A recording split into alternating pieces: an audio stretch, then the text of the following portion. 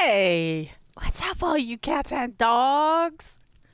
How's it going? Oh my gosh, I've missed you guys. I have missed debauchery night too. Uh, Said and done, baby. Said and done.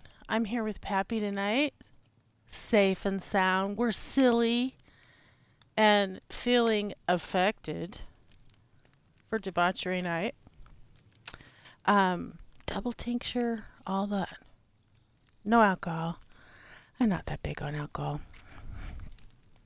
I like to keep my senses, but alter them. I don't like to lose my senses. So it's, to each his own. Everybody does something different. I used to smoke cigarettes too, but I don't do that anymore. I quit a long time ago. I got smart on that one. So if you don't start, then you don't have to quit. So that's my advice. And hey, speaking to the choir, I know, but if you don't start, you never gotta quit. So keep that in mind. I'm here with Pappy tonight. We are going to talk about mushrooms in a little bit. But what we're working on is something called Pappy supports. And the Pappy supports that we're making tonight are, oh wow, they are.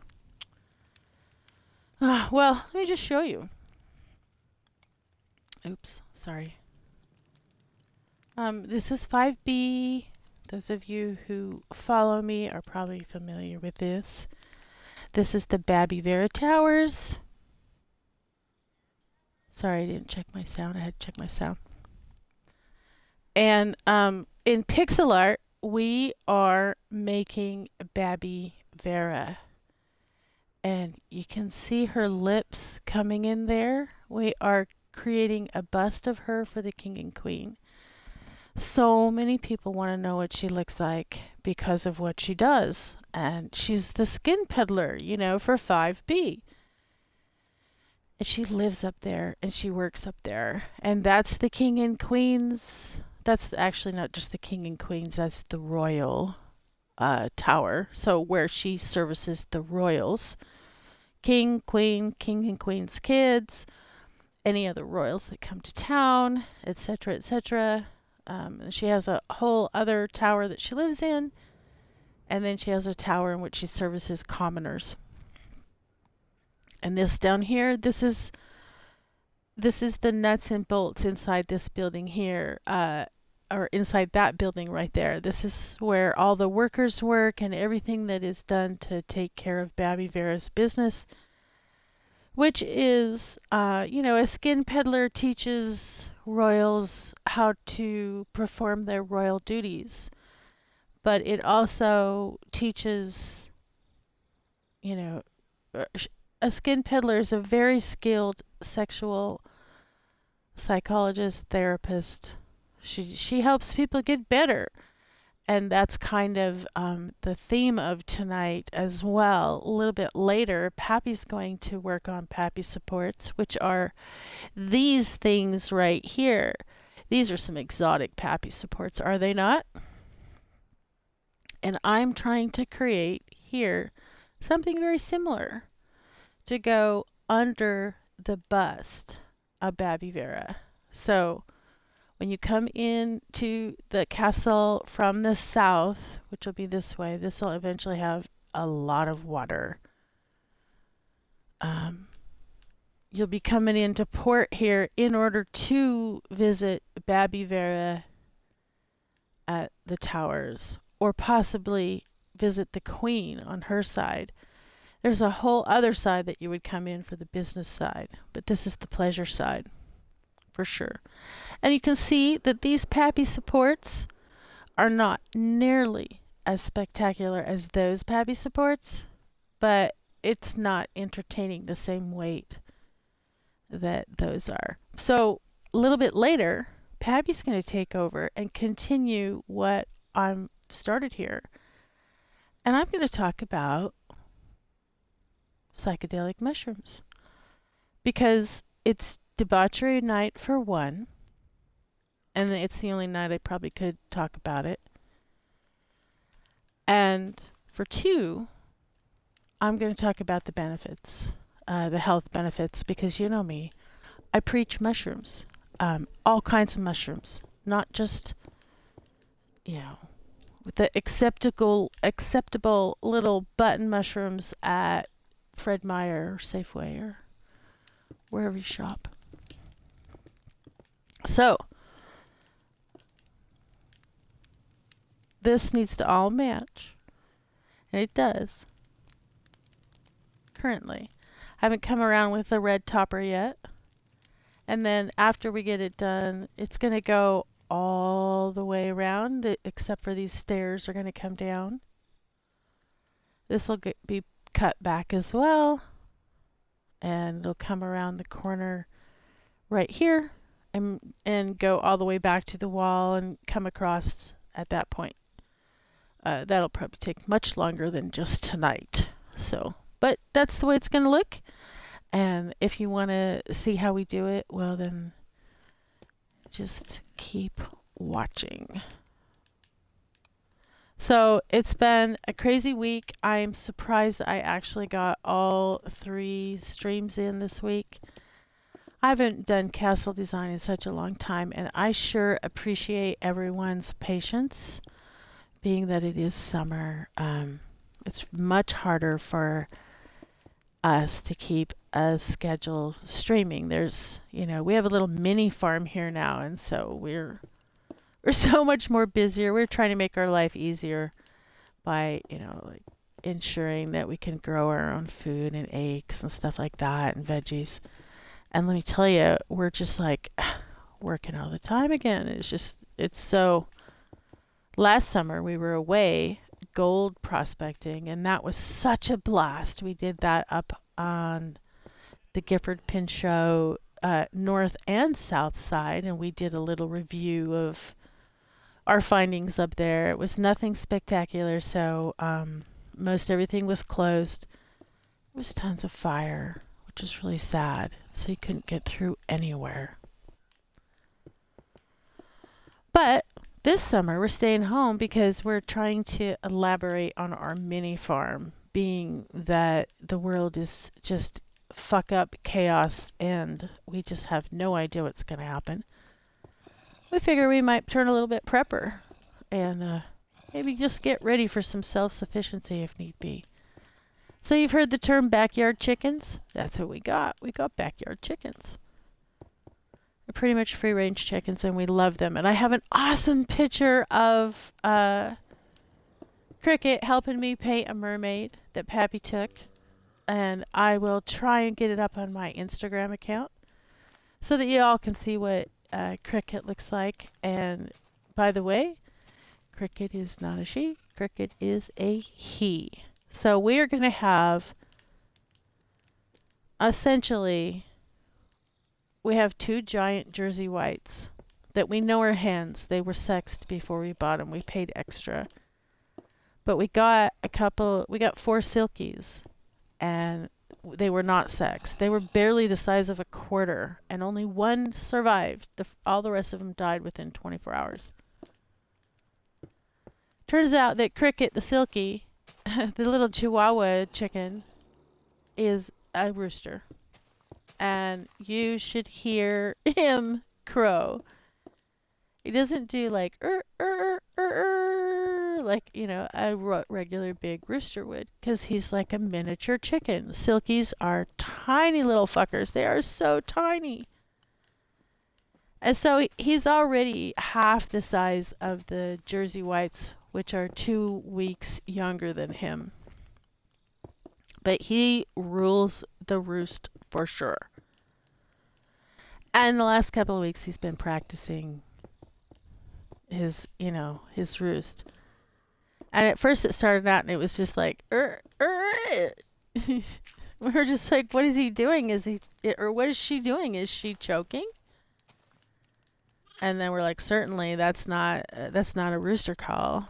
And then, as the days went on, we now just refer to Cricket as they. They got better and better and better and better and better. And we were just like, and now Cricket's rooster call is so cute. And I can probably get it on recording and put it up on Instagram as well if anybody's interested. But if you've never had chickens before, and Pappy and I have never had chickens before, we've had all kinds of animals, but not chickens. I mean, we had a wild chicken that came to our house once, but it really thought that it was more like a cat or a dog. It ate at the dog foods. You know, it ate the dog food. We never once fed it chicken food. Never once did we buy chicken food for this thing. It ate dog food or cat food or whatever it found out in the wild. And it laid eggs all over our property. So this whole bullshit about, oh, you got to have special food or they won't lay eggs. I'm not sure I agree with that because Pappy and I did once have this wild one. But we didn't pay it much attention. We were young and in our 30s, 40s. We were trying to survive life. So we just gave this chicken a home. That was it. And it did lay eggs everywhere. And so we had free eggs, which was kind of cool. And then after, I don't know, 4 years, one day we just were like, have you seen chicken? We never even gave it a name.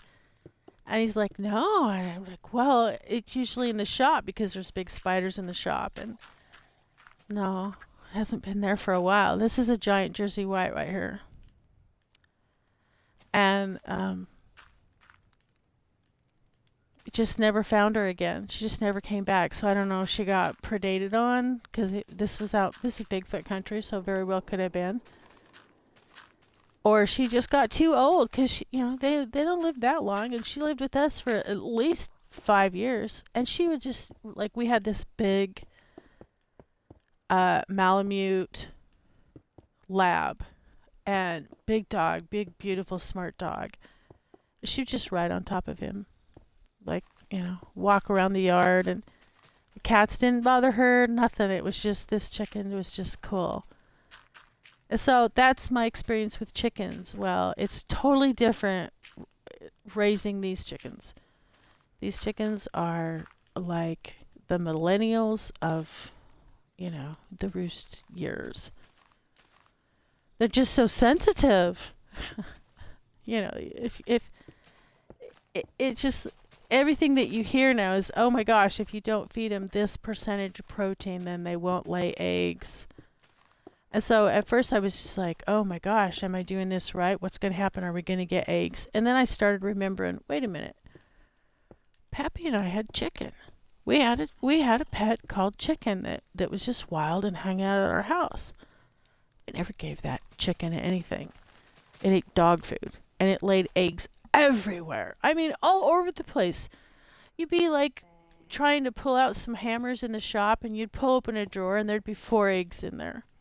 You'd be in the backyard mowing in the lawn, and the lawn might have a big swirl, and you'd be like, oh, that's too big for the lawnmower to go through. And so you inspect it, and there'd be 2 eggs in there. You'd go up by the water. We had a water tank. And there'd be eggs up there. So there was eggs everywhere. And there was only 1 chicken. I know that for a fact. So anyway, Cricket, for those of you who had seen anything on the Instagram account, is officially a rooster. So we're going to have, I asked Bing, we are going to have giant Jersey White moms and a miniature black silky dad babies. I don't know, when. They might not hatch. I don't know. If they happen in the summer, then they probably will. But you're talking about this tiny chicken getting on top of a big chicken. Giant Jersey Whites get 2 feet tall, and these guys are well above 12 inches at this point.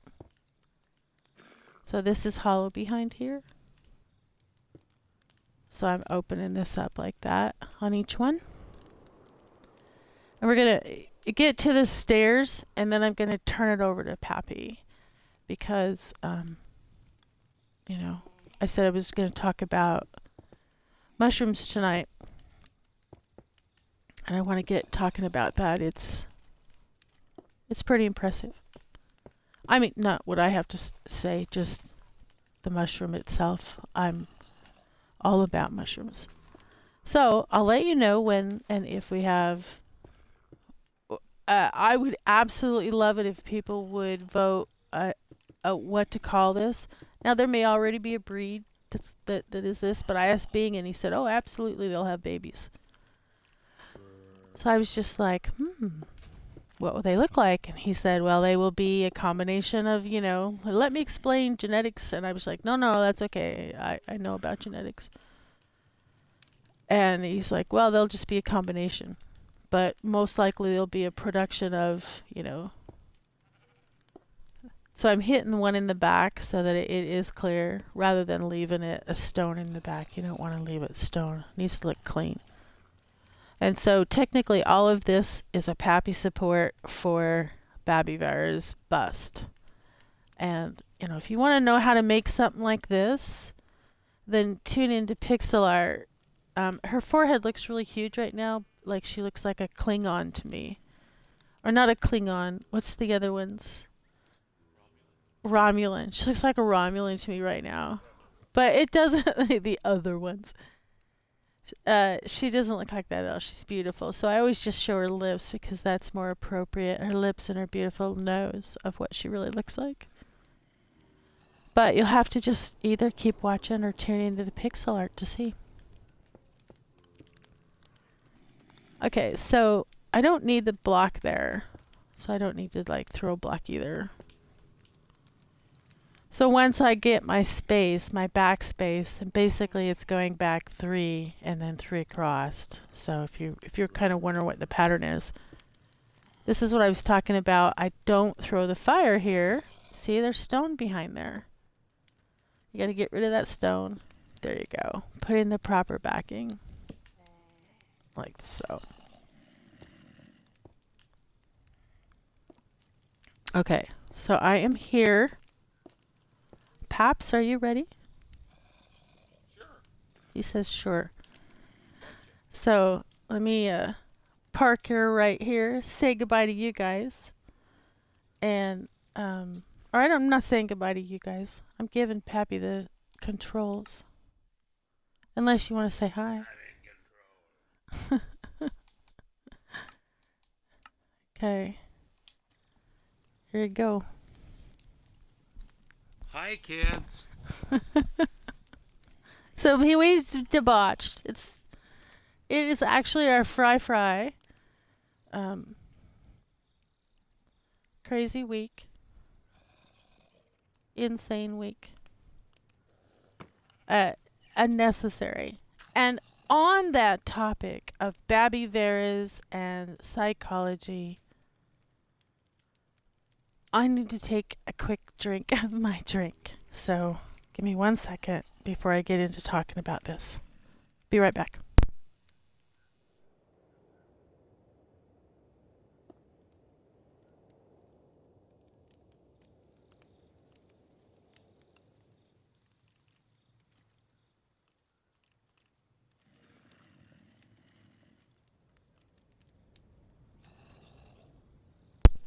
Okay.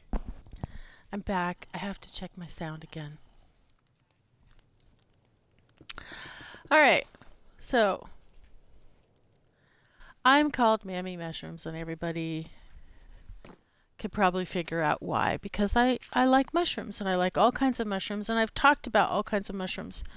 And if you want to know about some additional mushrooms, then listen to the Mammy Mushrooms Rant and Rave Rail Ride that we just did here not too long ago. Before it's gone, it is in the highlight, but it doesn't have it in a consecutive order in the highlight. And I talk about reishi mushrooms and the medicinal benefits of reishi. I'm not going to talk about reishi mushrooms tonight. I'm going to talk about psychedelic mushrooms. Specifically, psychedelic mushrooms that have psilocybin in them. Because of this new study that's come out, and some of you may have heard of this, the slowing, or there's been a whole lot of recent research on psilocybin and what it can do for you mentally. A lot of people know about this, how it's extremely beneficial for post-traumatic stress disorder. It's extremely beneficial for people who are facing death and are extremely distressed about facing death. And it's psychedelic. It's a fun drug too. If you happen to live in a state where it's legal to use recreationally. And in addition to that, it can be taken in microdoses to help alleviate stress, anxiety, depression. There's a gamut. So they've been doing all sorts of research on it. And at Emory University, the researchers discovered that psilocybin, that's the active compound in psychedelic mushrooms, by the way, actually slows the aging at the cellular level. And there's science behind this, so I can explain to you why. So when you digest psilocybin, it turns into psilocin. It just as a natural function that happens in your body. And psilocin is the magic agent right there. So once that happens, that binds with serotonin receptors in your, and it's not just in your brain, but this happens entirely throughout your body at a cellular level. Keep in mind, we're talking cellular now. We're not talking mind psychedelics at the moment. And by the way, I am not saying that you should run out and go do magic mushrooms. What I'm saying is that you should do your own research and talk to whomever you need to talk to in order for it to be something that you can legally explore, whether that be medicinally, mentally, or recreationally. I am just wanting to talk about the science behind mushrooms. That's what I talk about when I talk about any mushroom, whether it is edible, medicinal, or psychedelic. So the psilocin will bind to serotonin receptors all the way throughout your body. And what this does is, for instance, the human lung and skin cells that were treated with psilocin. Okay, so once you have once you take lung tissue that is alive, it is only alive for a certain amount of time before it then dies, before at a cellular level, before it dies. And so this is what they're talking about. A human lung and skin cells that were treated with psilocin lived 30 to 57% longer, depending on the dose. So you would have to go into detail and look at the actual dose, what they're talking about. But pretty much figure massive dose, 57% longer than human lung cells and skin cells that were not treated with psilocin. So that's huge. I mean, most science is 1 to 2 numbers. So 5% you're like woohoo, 10% you're like yeah, we got it, we're on the path. 57% is huge in my opinion. Okay, so these cells showed less DNA damage, lower oxidative stress, and preserved telomere length. So telomeres are like protective caps on the chromosomes that they shrink as we age, and you can't really stop that until now. Supposedly, I mean, this is all just brand new, so don't run out and just go, if your grandma's 80 and eat a bunch of magic mushrooms. That probably won't turn out well for her. Lots more study has to be done. So, but anyways, the telomeres are like protective caps on chromosomes, and they shrink as we age. So think of, my best representation would be like a Q-tip. When you first use a Q-tip, it's all fluffy and full of, goodness, and you stick it in your ear and you push it around a little, it flattens a little bit more, it flattens a little bit more, and if you use a cheap Q-tip, suddenly it's digging into your ear. Okay, so that's what these are. So psilocin boosted the SIRT1, which is a protein that is linked to longevity and stress resistance. So basically, what causes you to age is when you stress yourself out. And it's not just emotional stress. People stress themselves out when they put themselves, when they drink, when they smoke, when they eat shitty food, when they live in polluted areas, when they drink bad water, when they lay out in the sun all day long.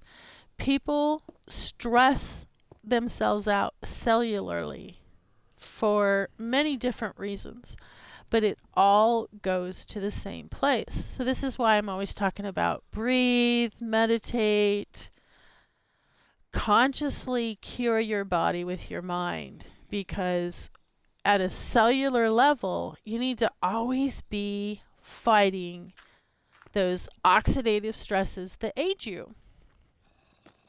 So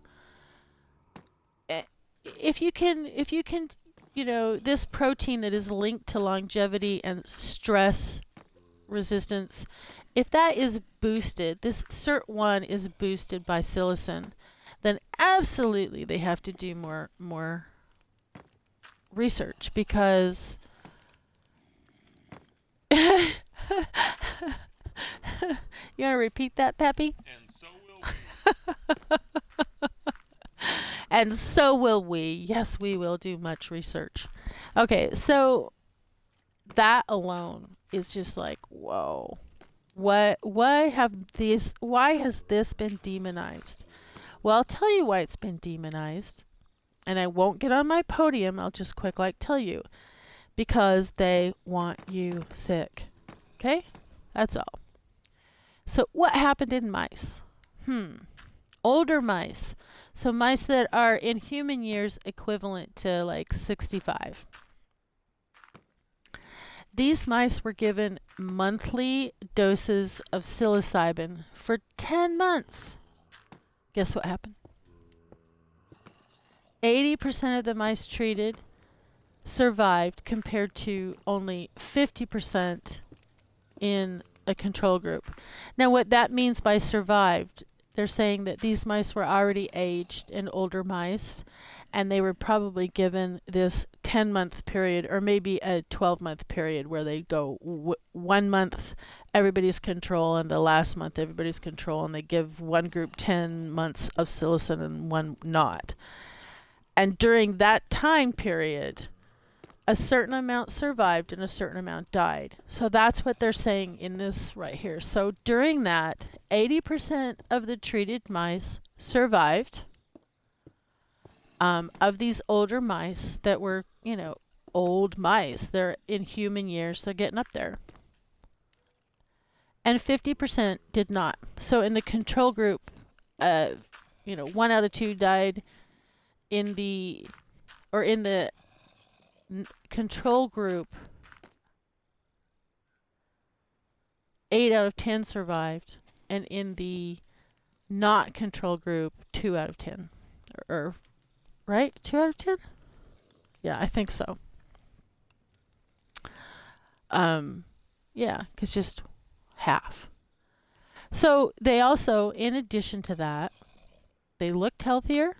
Now this is the older mice. They had better fur, and this is only after 10 months. Only after 10 months. And you're talking about a creature that is already considered cellularly damaged. They had fewer white hairs, so I'm assuming that means gray hairs. And they even had hair regeneration, hair regrowth. Now, I've already talked about how reishi will regrow your hair and your nails, and make your skin more pliable and like butter. And I've gone into reishi being completely legal in every state in the United States. I don't know about foreign countries, but it's completely legal. Now, psilocybin is not legal everywhere. However, research is going on everywhere. So don't fret if it's not legal in your state yet and you live in the United States. I'm sure it will be soon, because the benefits are outweighing the demonization of it, and people are getting smart. Okay, so why does this all matter?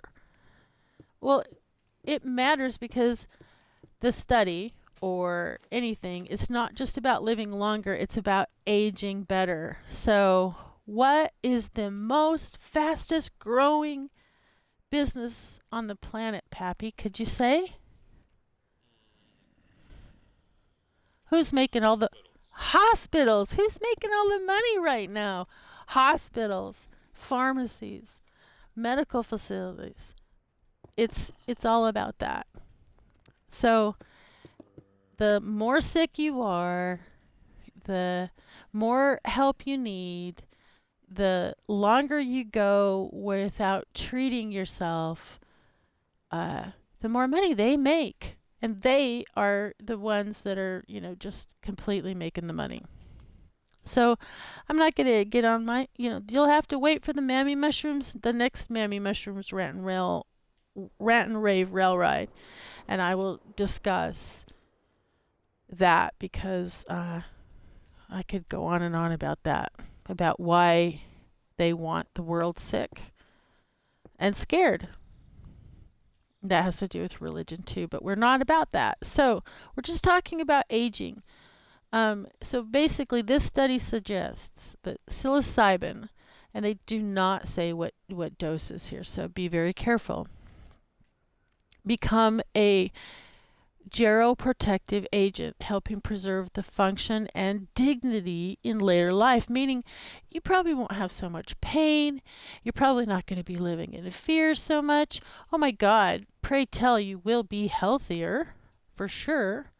So, being that this is all real early, like I said, don't, run and give your grandma a whole bunch of psychedelic mushrooms because we don't know what doses do anything like this.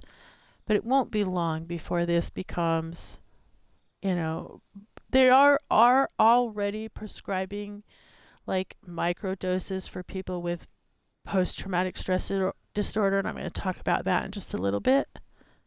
Very cool, Pappy, huh? So, what Pappy is doing right now is he's turned on the delete code and he is moving forward, and in that process, taking out block. The delete code currently has got, I think it's one next to him, and it only deletes at his level. So, in order for him to delete something, he has to drop below it in order for it to delete, but then it deletes at that level.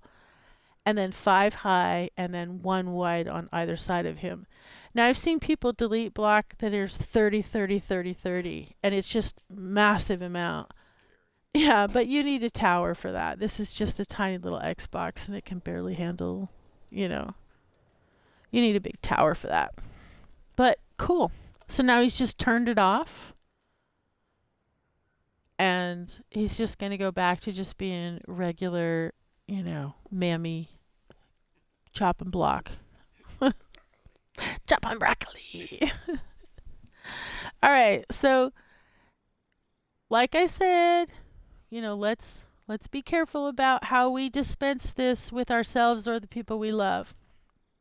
Now, I want to get into a little bit more of what happens to your brain when you take or ingest psilocybin and it then turns to psilocin.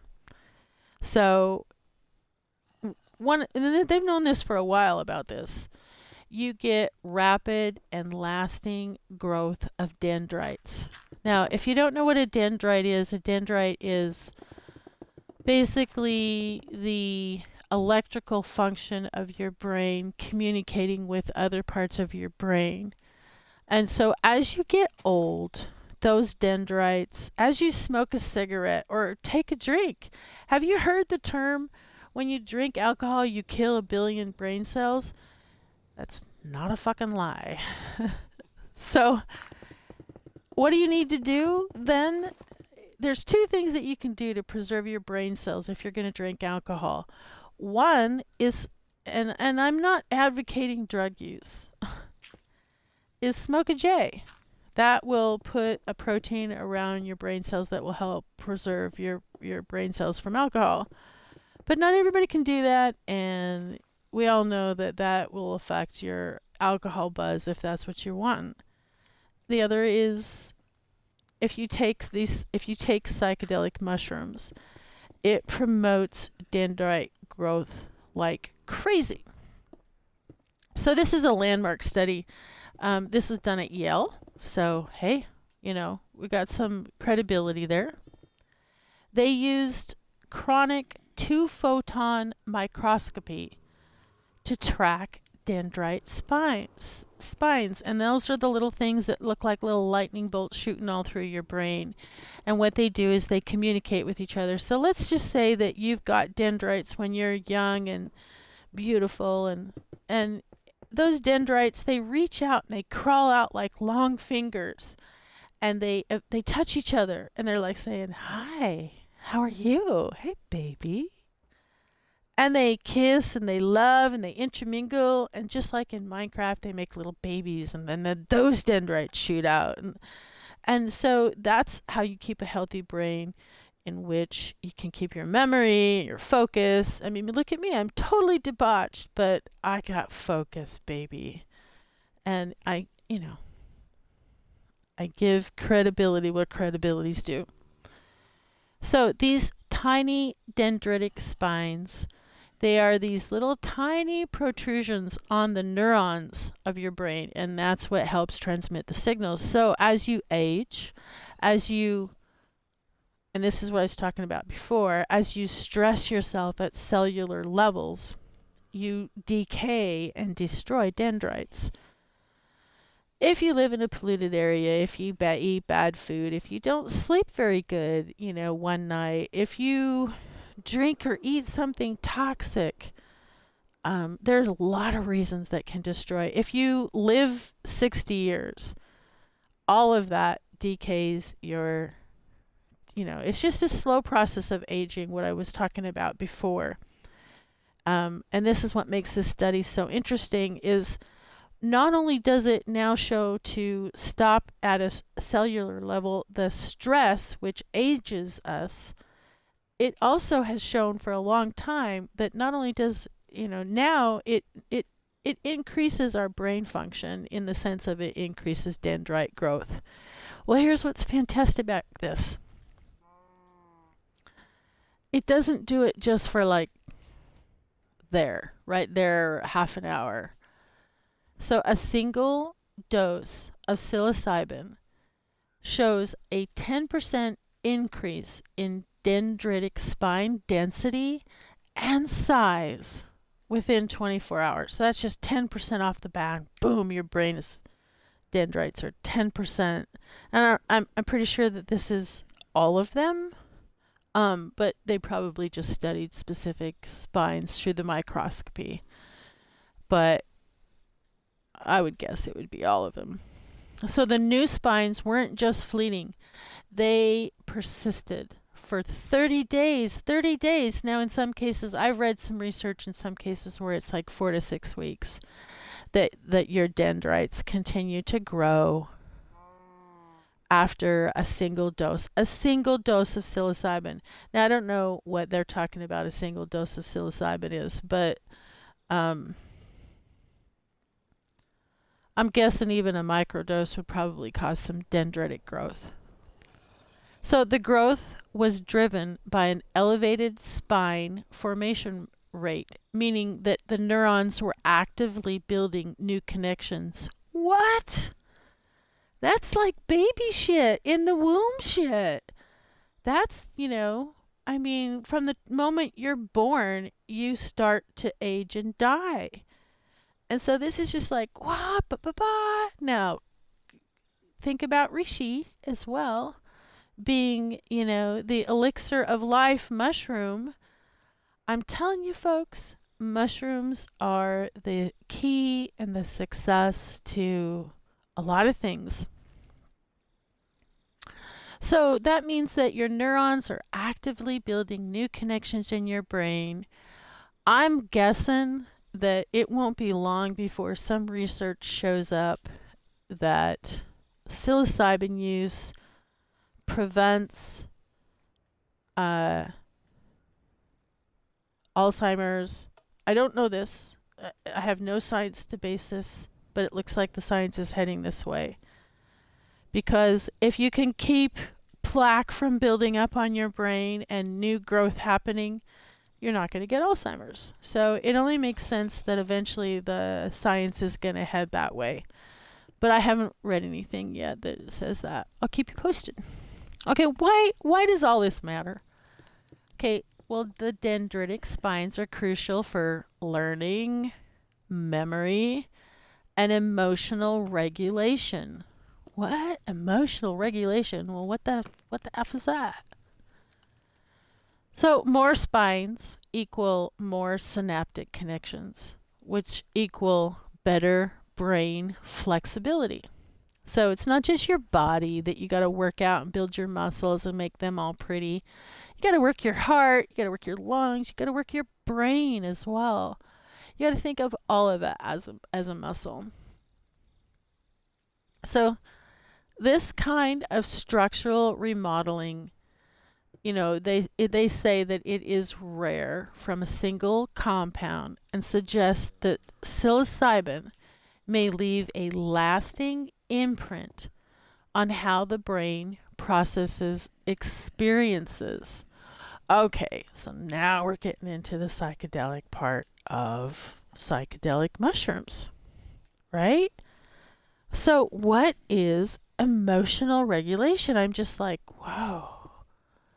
Okay, well, the molecular cascade, here we go. Psilocybin activates 5-HT2A serotonin receptors, which kick off a chain reaction. So it boosts BDNF, brain derived neurotropic factor, which is a key player in neurogenesis and synaptic plasticity. So, one of the things that Alzheimer's and dementia is that your brain gets clogged with all this plaque. It's not plastic anymore. It becomes rigid. And so, I really think that this could even have something to do with, muscle diseases. You know, it just, it's a huge possibility what's happening right now, and I had to talk about it even though it's still a touchy subject for some people, because it's really important. And the truth is they could even block my channel for talking about it, but I'm going to talk about it anyway. If I'm suddenly gone, you know why. So we're going down this chain of this cascade of reaction that happens. It engages the mTOR pathway, which this supports protein synthesis for structural changes. Super important for growth. You have to have protein synthesis 24/7 to live. So that's very important. It elevates glutamate, which stimulating the AMPA receptors.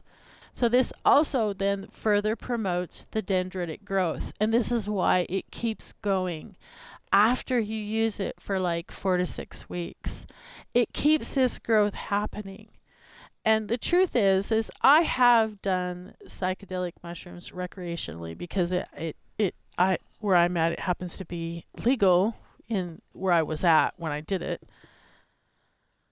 And I didn't take enough to like really trip or anything like that, but I did experience a different experience in reality for weeks after, particularly pertaining to listening to music. It seemed to me that music was more stimulating in my brain, and I could feel, taste, and see it for weeks after. And that was very interesting to me, and therefore I began doing a lot more research than just recreational. So if you're going to promote this dendritic growth for 4 to 6 weeks, and then it begins to slow down, and basically you're like Superman or whoever it is that can change their identity for a while, and then after a while, who is that character? And it fades, it goes away. I gotta take a drink.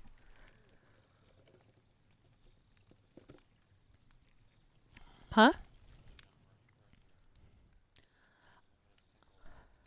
Oh, Pappy caught my mistake. I only had a single there. Thank you for catching that, Paps. So he has to change it all. He has to delete and then move it over.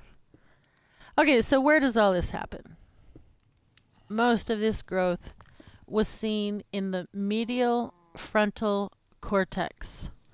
This is a region tied to mood, decision making, and self reflection. So, this is why it's super important for depression, post traumatic stress disorder, and even now addiction therapies, which is really super cool. Who would think that mushrooms would help you get off addiction? Your addiction of drugs, your addiction of alcohol, your addiction to sex, whatever it is that you're addicted to. And here's what's something that's really, let's just call this a bonus, shall we? The plasticity window, it closes after about 5 days, okay? It's kind of like if you're warming your muscles up and then you're running for a while, and after you stop running, your muscles they're still warmed up, they're all lubed, and they're all, at their peak. They're tired, but they're they're all super elastic. The plasticity is there. So the same thing happens with your dendrites. The plasticity window closes after about 5 days. So the dendrite growth continues for 4 to 6 weeks, but the plasticity that is noticed within 24 hours doesn't stick around forever.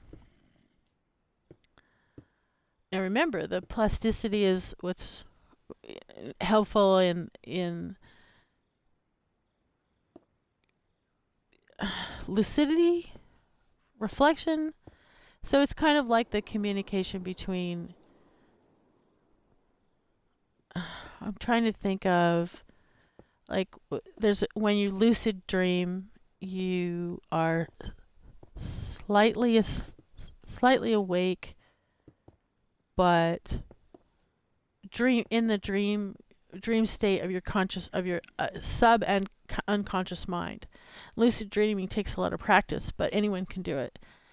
This is what I'm trying to get about, is that once that plasticity goes away, then your brain, you kind of stiffen up. Let's call it that. So once that window closes after about 5 days, the new dendrites form during that other time in which they stick around. They potentially reshape brain circuits long term. So this is what they talk about when they talk about rewiring the brain. So I was really curious about, well, let's first start with emotional memory, because I didn't want to get right into rewiring, but it's really actually what emotional memory is. So psilocybin effect on emotional memory is extremely therapeutic and well studied at this point. You should know that. So if anyone is feeling like they're overwhelmed and they want to try this therapy, you should talk to your doctor and find out if it's legal therapeutically in your state, if this is something that you want to explore. Rewiring emotional responses. Psilocybin interacts with the 5-HT2A serotonin receptors. We talked about that earlier, especially in the. Are you going back too far, Pat? Oh, no. Oh, a throw block behind the fire, he says. In the amygdala. So this is the area where you process fear and emotion. And here's an interesting little sidebar to that. So as a society now, I talked to probably a year and a half ago now, and I don't even know if you can find it anymore. It might be on YouTube. I talked about how the people of our society today, the people who are on phones all the time, are destroying certain parts of their brain. And one of those parts that they are destroying is this ability to uh, control your behavior. And it's being exhibited everywhere now with the youth. And suddenly it's very prevalent about not being able to control your behavior, your emotions. Oh, aren't you clever? And so if you can rewire that, and I'm telling you right now, being on your phone does this to you. So you should limit your time that you're on your phone. Just for your health. I mean, if you actually care about your health and you do other things that care about your health, then you should limit your screen time because it's destroying your brain. Literally. Go look it up. Don't take my word for it. Get on your device and go look it up. And if you're going to use a device for anything, I would suggest it for that. Yeah. Okay, so going back to rewiring. So psilocybin interacts with those serotonin receptors, which is specifically in the amygdala, which is the place that processes fear and emotion, and the prefrontal cortex, which we just talked about earlier, which regulates thoughts and reactions. So it's a dual thing. It's healing two things at once just right there. And now this is just emotional. We already talked about what it's doing to you for slowing your age and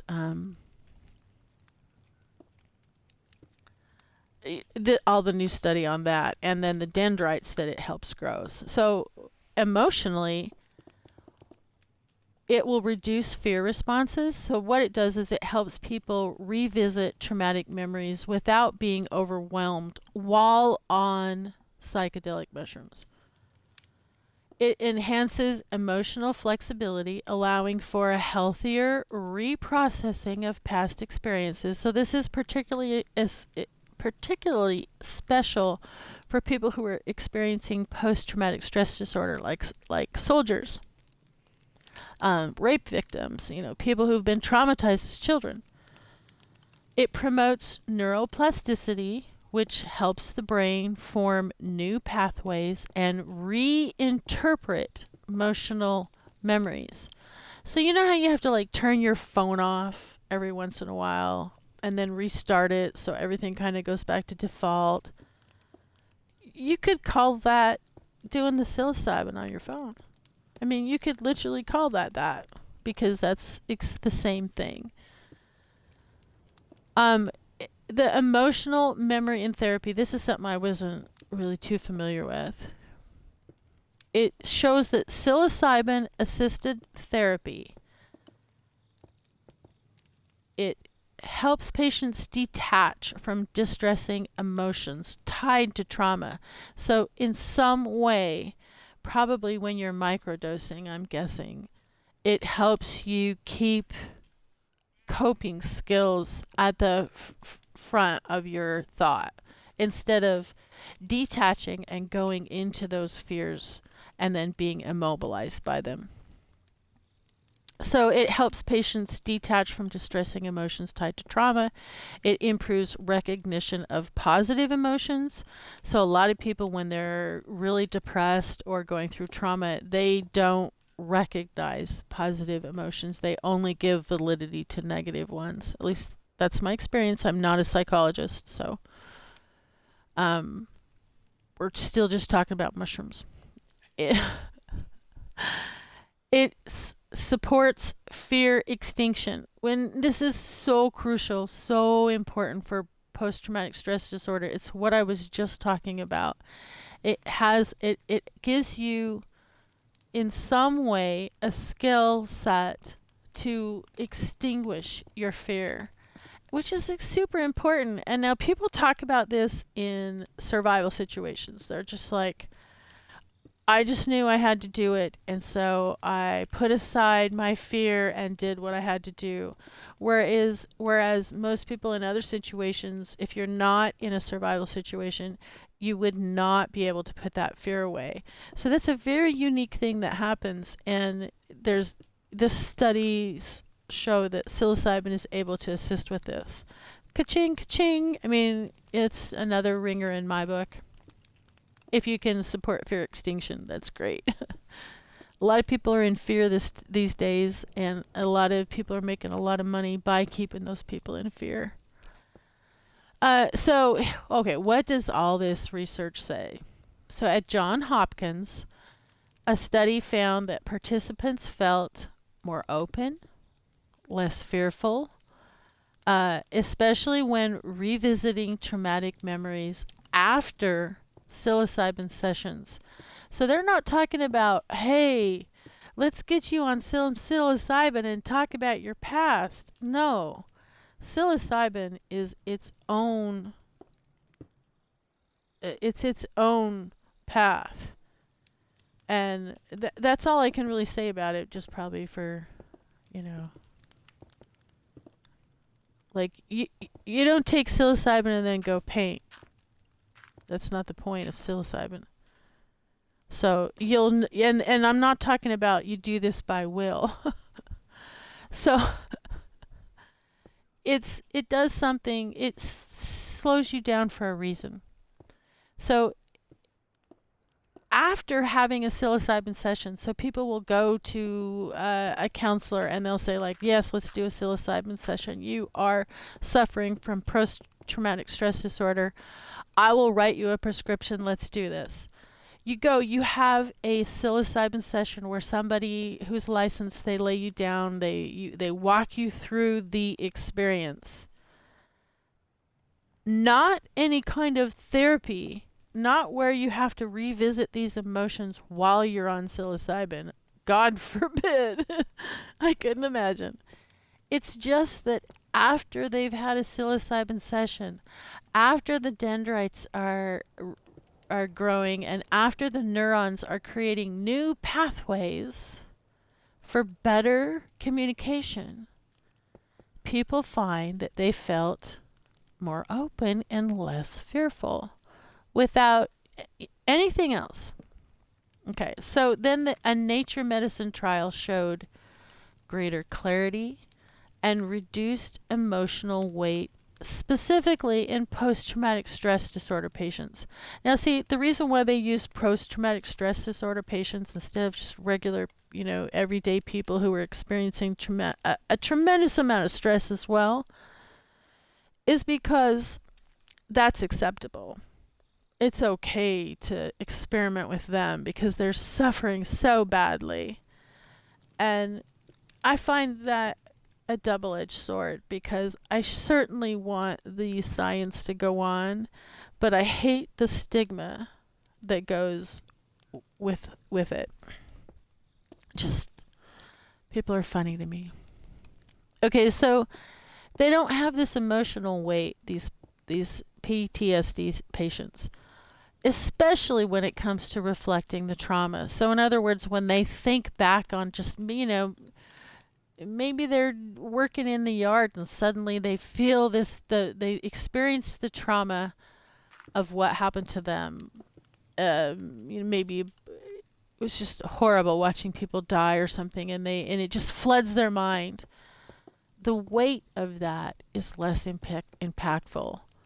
The strain of that and the more clarity of knowing that this is a triggered thing in your brain helps them deal with it. I think that's just fantastic. So the lasting impact, basically unlike traditional treatments that suppress symptoms, basically drugs like antidepressants, psilocybin seems to reframe emotional memory and bring patients the ability to deal with it without, as much drugs or any. And that I find is fantastic too. Because once again, they want you sick so that they can sell you pills and fixes. Um, but if you can just reframe your emotional memory, and some people who suffer from lifetime depression have gone to one psilocybin session and have not felt any more depression for going on like 6, 10 years now. Some people go to one session and they don't experience any depression for 1 or 2 years. Years! They don't have to take antidepressants. As some people never experience depression again.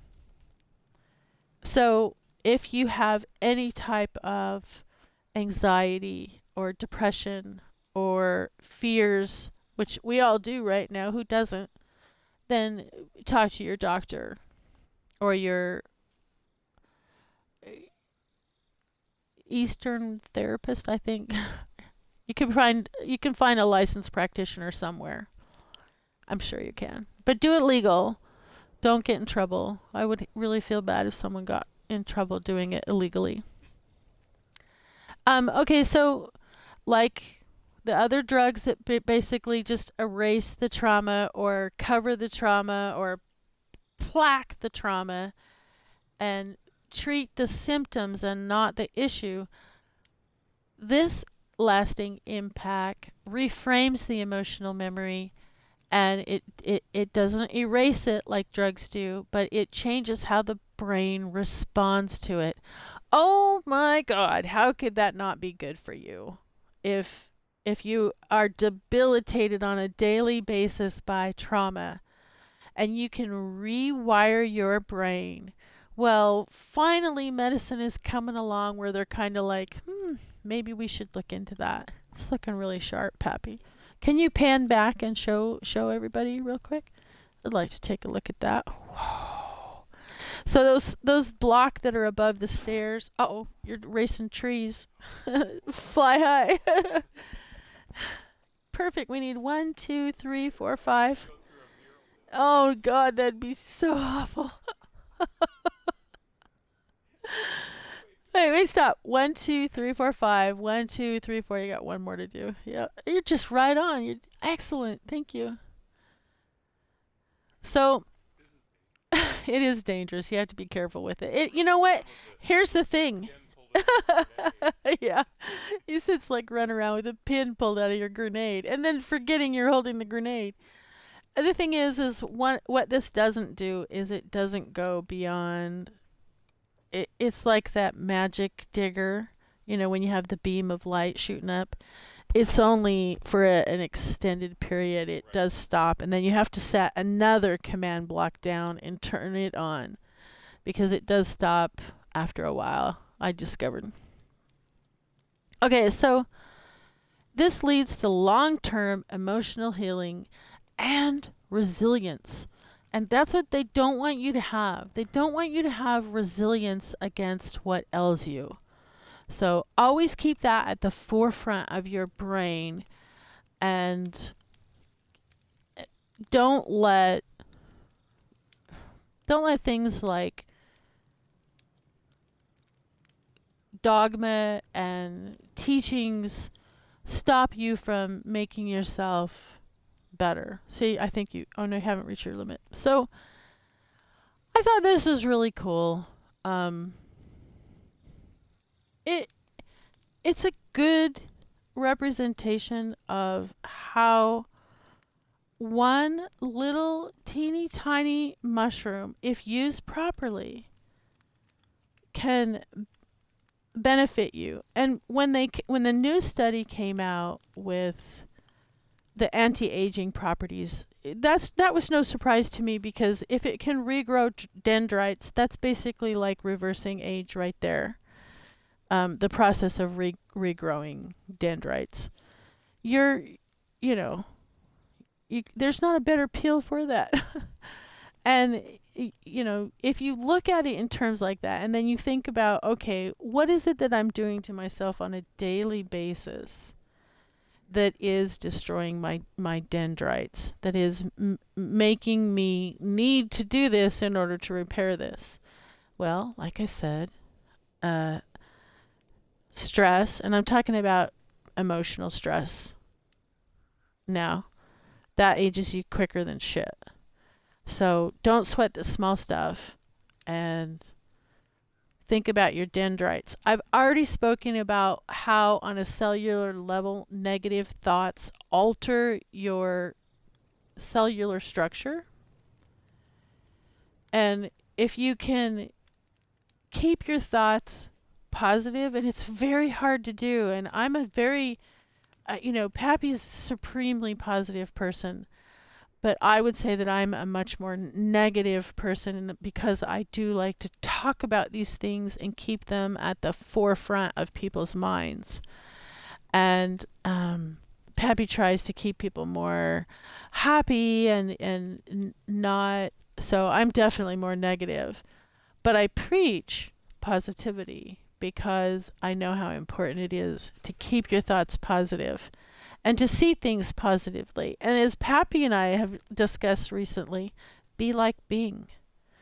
Be like your AI, your co-pilot, or whoever you use as your artificial intelligence. They are polite and nice and congenial, and they make you feel good because they're like, oh, fantastic ideas. I mean, they're kind of gushy at times. But if you can take that and pass that forward, people respond to that. And I know that for a fact because I respond to it and Pappy responds to it towards an AI, something that is not in any way capable of understanding humans at an emotional level. It's all just still, it's still ones and zeros, but they're doing the ones and zeros at their level, so it's a little bit more dangerous. One day they will understand us at an emotional level. Um, there's also, other kinds of therapies that do the same thing, but in where I live, the most accessible are uh, psilocybin that turns to psilocin after ingestion. So I do suggest that you talk to someone if you're thinking about doing it, and for the third time, don't go give it to your grandma to stop her from aging or dying, because that's something that a professional licensed therapist needs to discuss with your grandma, not you. And I'm only saying these things because I want you to make your own choices and don't necessarily let the big man keep you sick. Okay? Well, that's all I have to say about that. Those are good words. So, now you know all about what it does for you.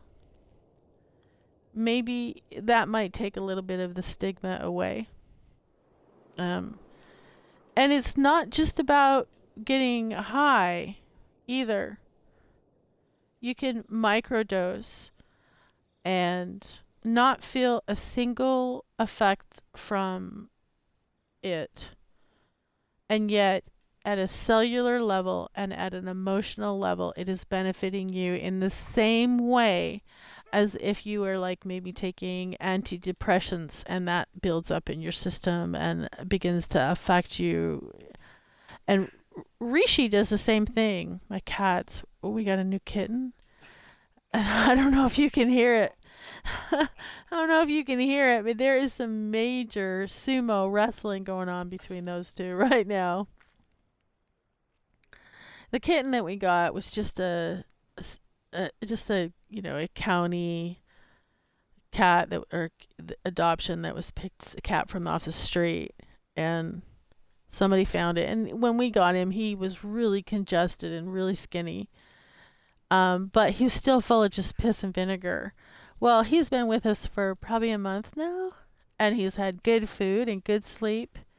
And these two, and we have a 4-year-old cat as well, who also came here from the same pound at the same age and did exactly the same thing to our 15-year-old cat.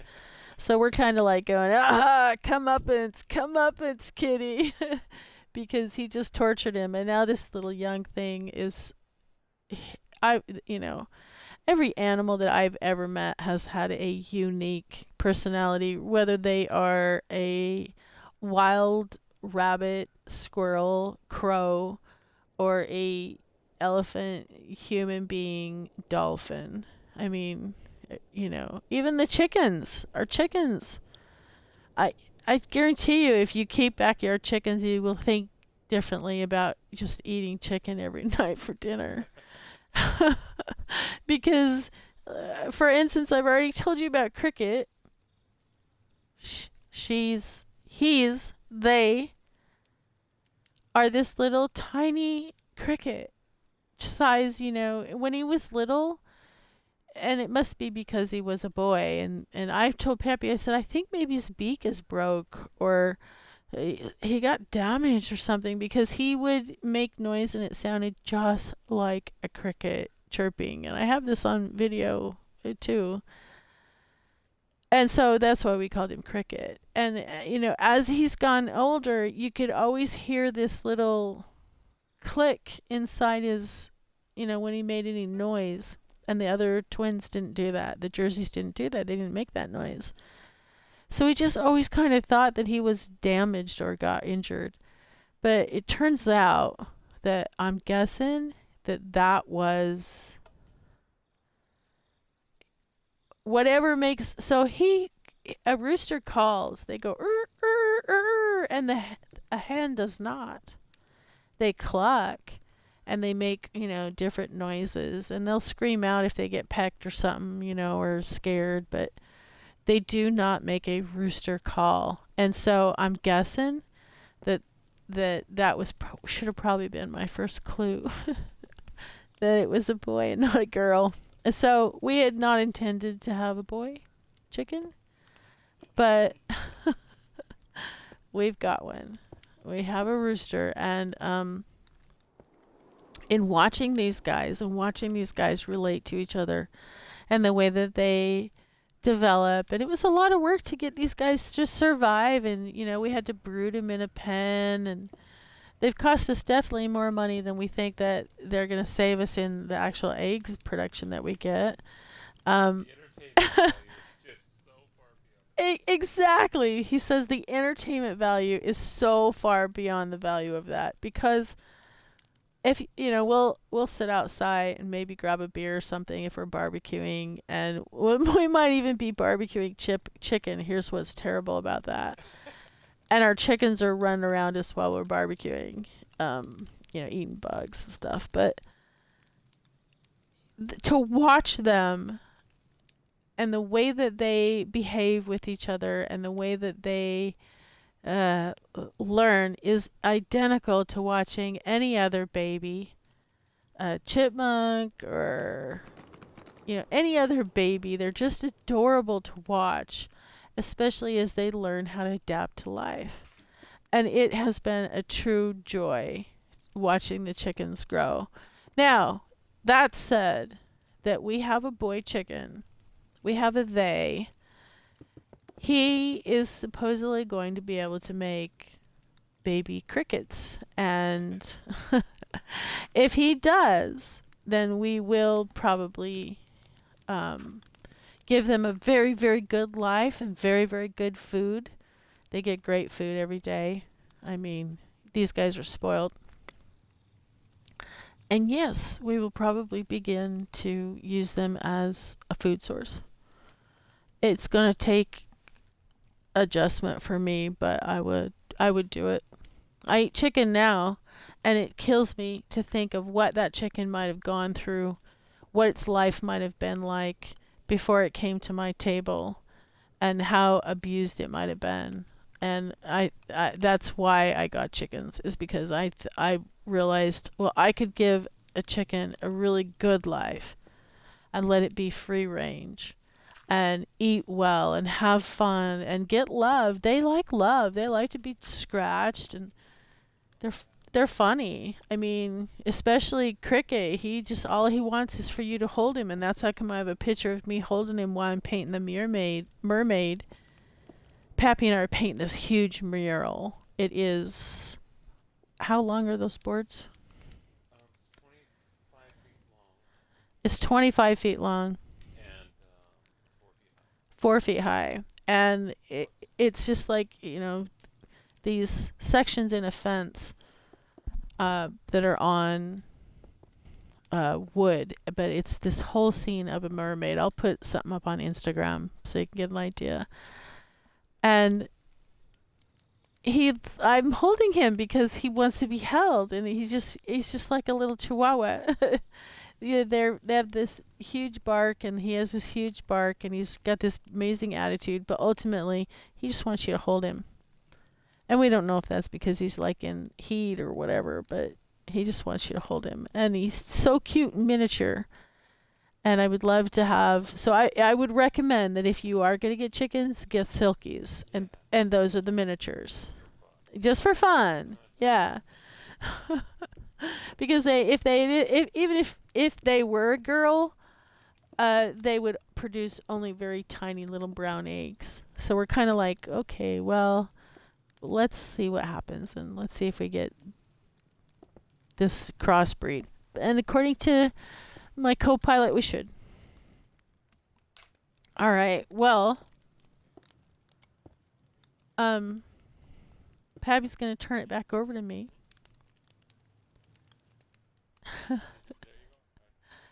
Oh, you went right around the corner. Very nice. You can't figure it out?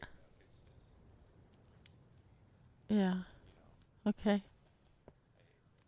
Good job. Well, I think I'll move from this Pappy support. Oh, I gotta switch the settings. Hold on. Over to one more Pappy support and then probably finish up. Oh, but I should just finish this, huh? Oh, he's a leprechaun. Whatever you'd like to do. Right. Well, I will top this off.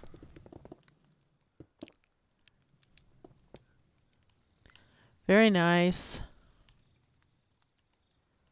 Yeah, it's gonna look really sweet. So this is gonna all go down to the water. This is all gonna be taken out, go down to the water. This will all be filled in with grass stairs as well. And then we'll have much plantings here. Now, if you recall, I'm gonna come over here.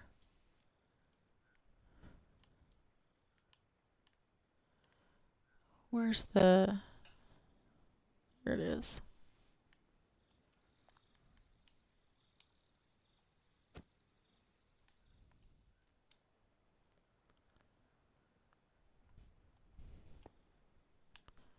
The rail to the blow yard starts here. And so as we come out, the fireworks go off. It's day, but you can still see how they're going to go off.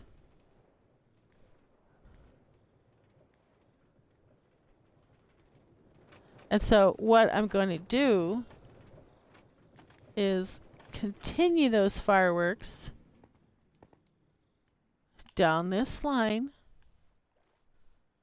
And so there'll be like a firework display that goes, and I know last time I was just talking about I hate fireworks. I do hate real fireworks, but I love fireworks in here. So I'm going to have this display, if I can make it work, to where it just goes bing, bing, bing, bing, bing, bing, bing, bing, bing, bing, and then you see Baby Vera. As you're going out from here. And so it'll be coming up right there. Naturally draw your eye up to her. Then when you get into this one, we have these here.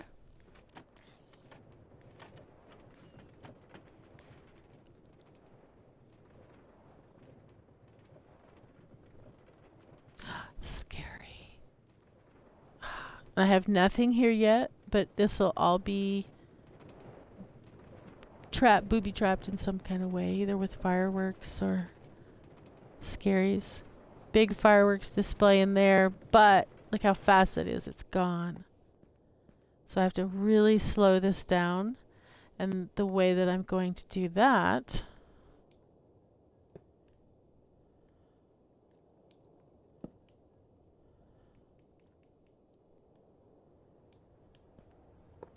is get rid of that power rail.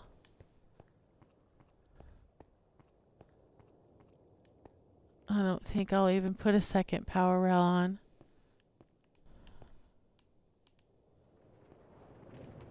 Because by the time you get to here, she's still going too fast. Still going way too fast.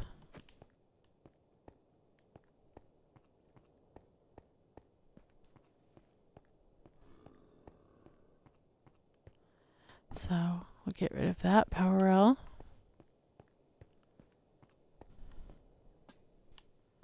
Let's see what happens if we just ride the power rail. Now this would be scary if this thing's slowing down in here in the dark.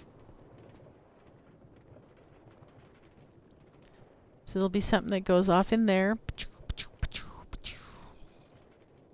And in here, in the lapis area. It's my red, white, and blue. No matter what I say, I am proud of my country. And then this is going to go into the gem area. Now, right here, this is going to be pixel arted as well. It's going to be a simple pixel art. So I am just crouching along here, which is perfect. And then you'll be probably shot underwater at this point and into a gemmed area that's just full of darn it.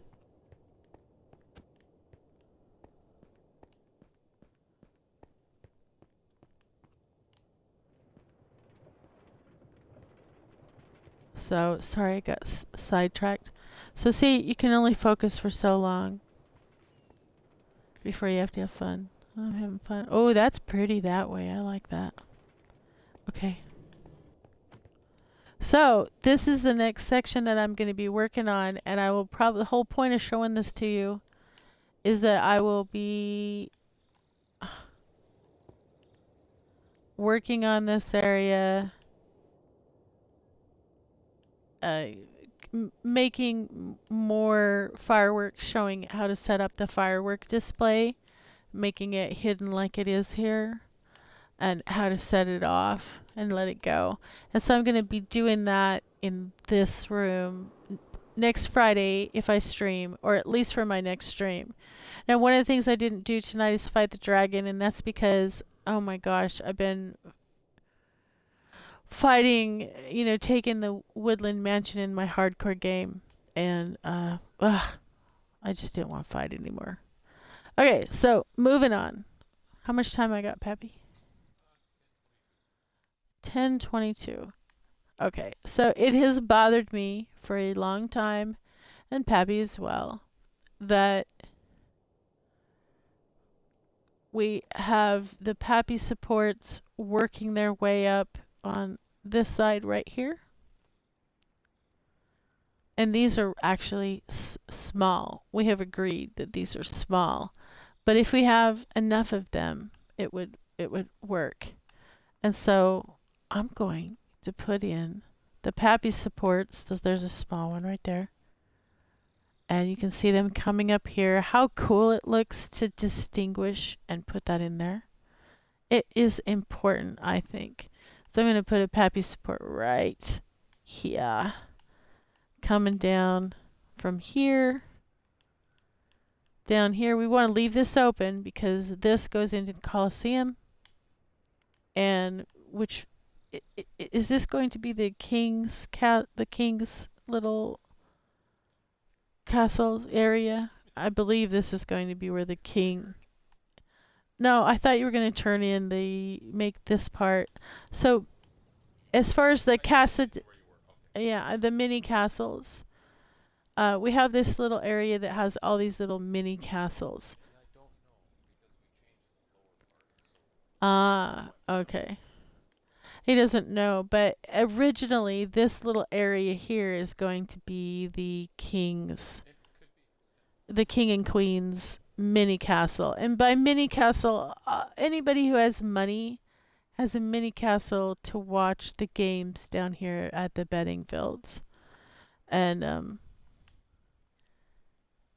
you know, this is a whole different game played down here. And so we have all these little mini castles for watching it. Now, this is This is the King and Queen's mini castle out here. But that's for their guests. For Very specific gifts for the queen and for the king. I mean, for the other. yeah, Kudos. but this is their specific one at the Crown.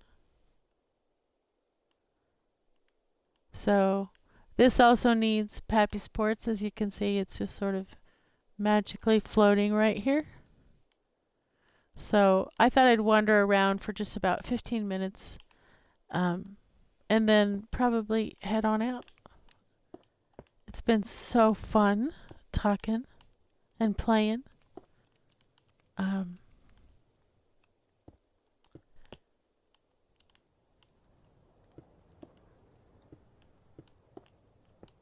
So now,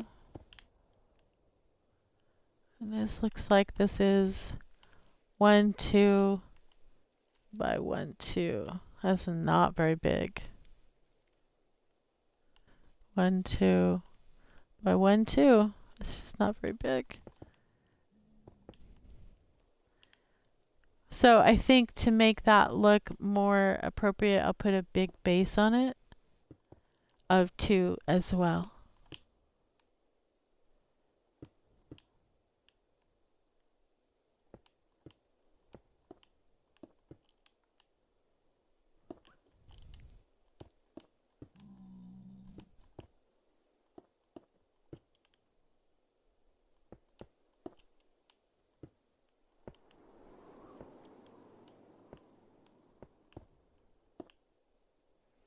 Wow. Oh, there's a kitty trap down here. There.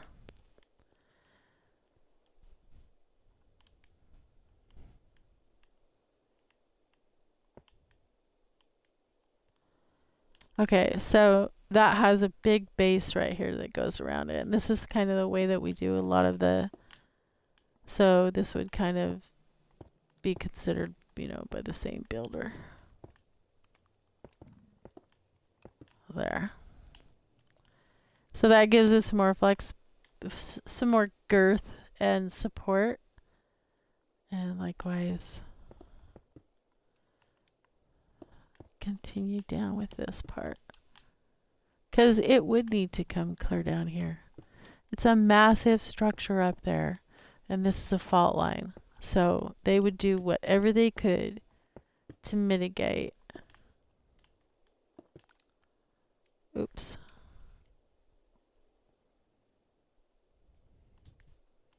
So getting there. So rather than have to bring this in, I'm just going to bring this part down. Like so. Good. Good with that. So I need to do the same thing over here. I need to make these too high.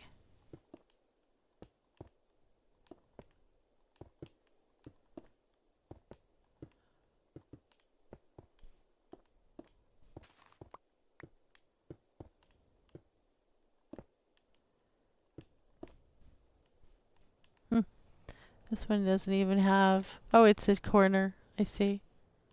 Oh, well. Okay. Let's just go ahead and fill it in. If it's a quarter post, we would want it strong anyways.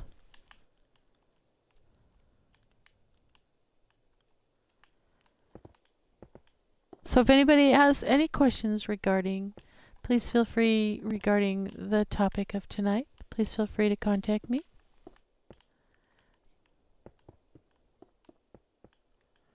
And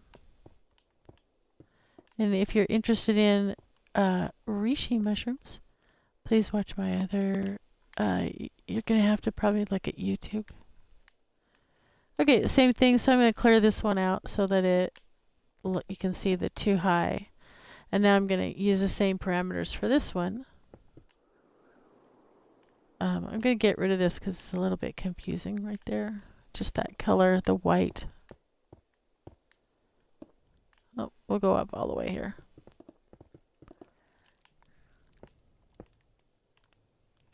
Yeah, buddy. So same thing. This one was too high now.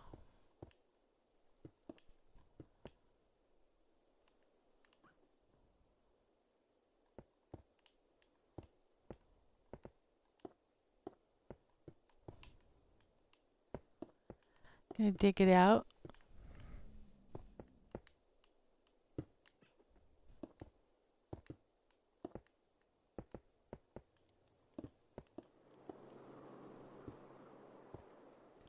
You can see that makes it look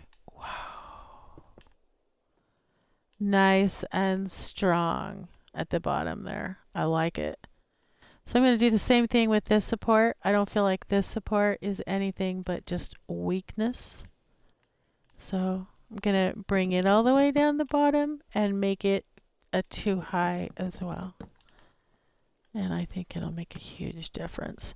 It's the detail, I think, in stuff like this, in building this way, no matter what you're building, is that you take the time and go back and put detail that I think matters.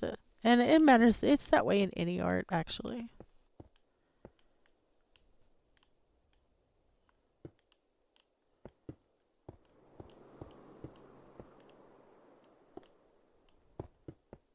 Yeah, buddy. Okay, now too high, all the way around.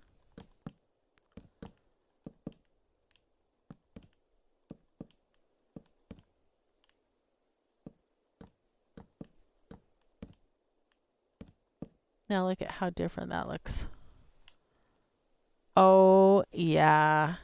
That is solid. I like it. Going back on this one as well. This one looks like it is 4 wide. I've been wanting to come back in here and work on my Castellos for a long time, and this is one of my Castellos. And my Castellos are all white because they are representative of the queen and her. So my Castellos are right there. And they'll come all the way through the terracotta will be white Castellos.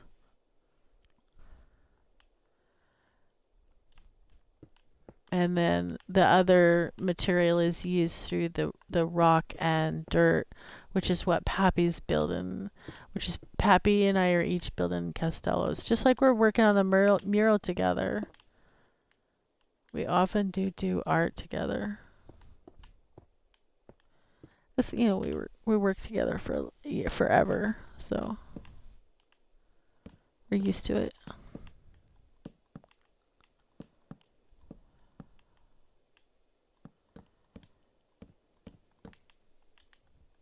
I'm gonna clear out one more level. I just think it'll look better.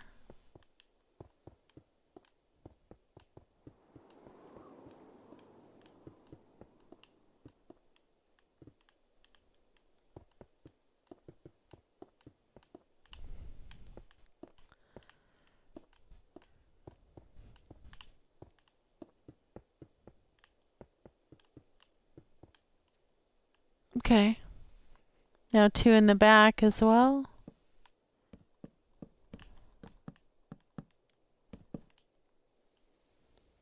Oh, yes. Very nice. Is that one that I put in here? Oh, look at me. I thought, oh, I'll satisfy a Pappy support, and I put two little teeny tiny blocks there. No, I don't like that. That's going to have to change. However, I'll wait.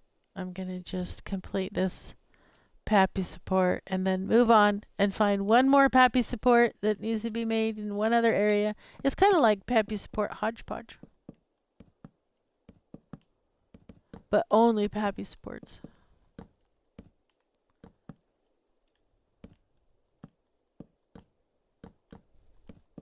Okay, we're down at the bottom, digging around a little bit to create this support.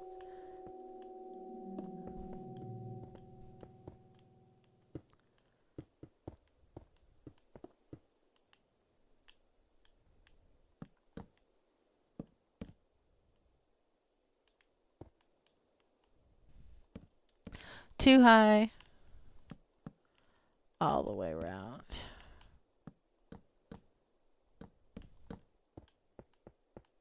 Same thing. I'm going to cut this out at least too wide because you can't really see it too well if you don't.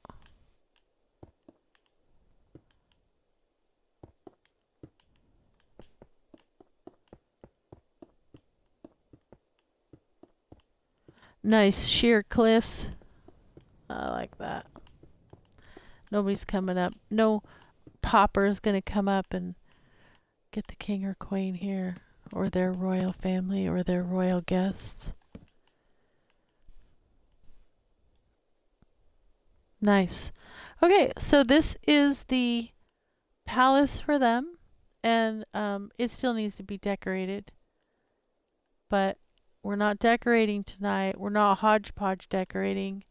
We are hodgepodge Pappy support building.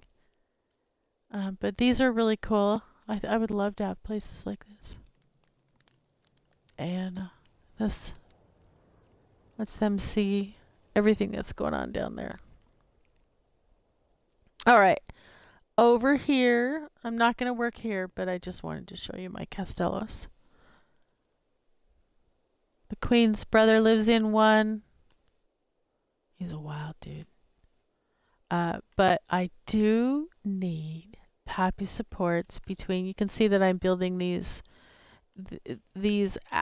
extensions out because I think what I'm going to end up doing is basically the next Castello will come down here, and if one wanted to, they could purchase multiple levels of their Castello. They just continue on down, but they will be separated. So I'm going to go back to here.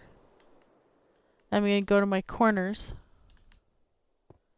These will be simple ones to start because I won't make these anymore until after I build the castle. And then I'll add to the supports. But it looks odd without them. Every time I come by here, I'm like, where them Pappy supports at? And then in this one, I think I will come down from the front. Ooh, look at that. That is off. We will fix it.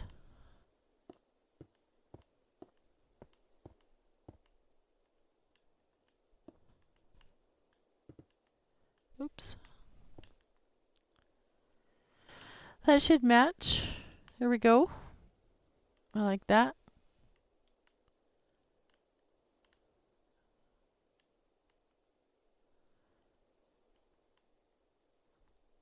Go over to the next one. And so basically with these, I put the crossbar underneath, and you can see that that one's a little bit off too. And these are, I want this to be a single sticking out. So I would have to really change the design here, and I don't want to do that.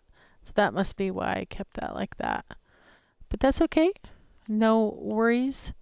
We're going to make an extension that matches this one.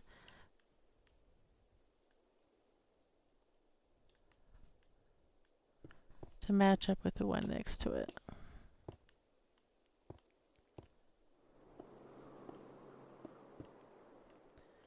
And in order to make sure that I match it, I'm going to just come up.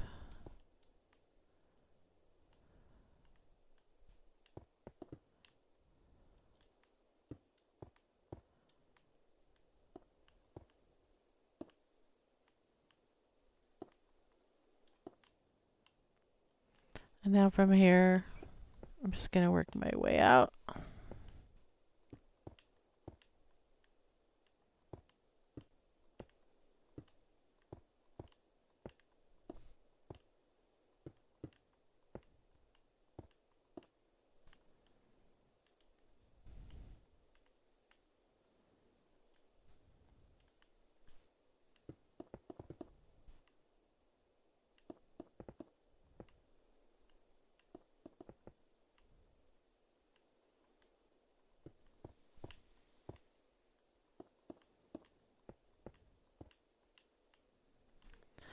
And the same thing I'm going to find. Boy, I think I'd like to have this Pappy support match. So I'm going to extend this out to here, like so.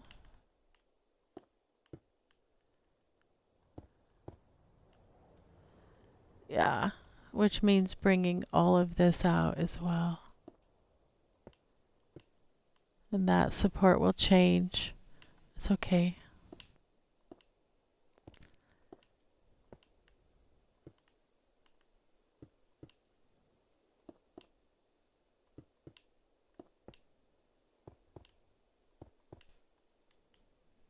Okay, good. Yeah, I'm fine with that support even staying. As a matter of fact, I kind of prefer the support to be under, so I'm going to change out. I'm going to bring this one back by 3 or to the third line, which would be right there.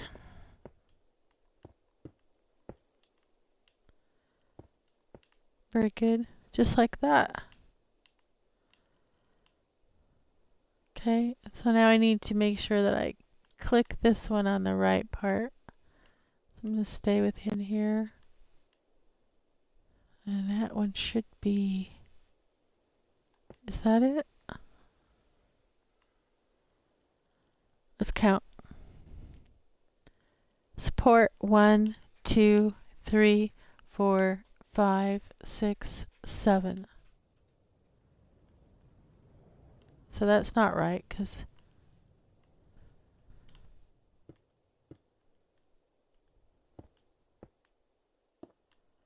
so I'm just going to go back 7. 1, 2, 3, 4, 5, 6, 7. So here's where the support goes.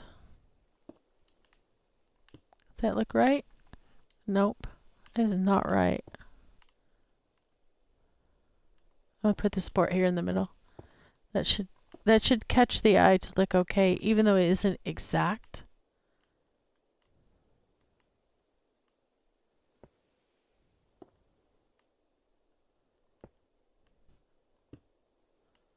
This will all change down here. I'll catch it up. Right now I'm just trying to make each one of these match as good as best as I can, which means this has that all come out.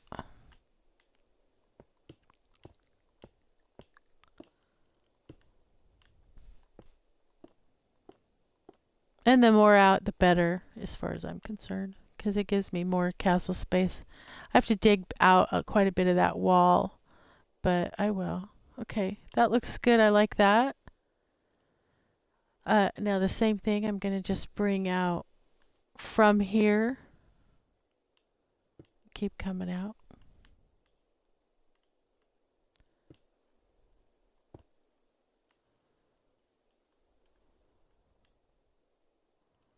Got one more.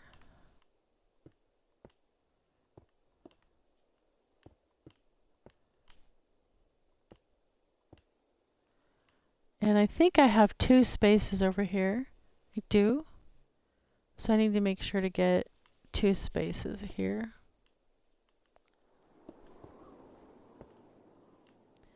But I'm also trying to match that. So I have to decide, just like in this one, it will not match. So this one also will not match, and I'll produce a match to that. So therefore, I need to come back at this level and start it at this level. I believe that is the 2 spaces. Yeah. It's too bad that it doesn't match the waterfall, but that's just poor design on my part. It'll still look really cool. Okay, so here's the 2 spaces. And now here's where we start out the diagonaling. Oops, not this one. Sorry, it's the next one. It's this one. In order to get a match on the other side.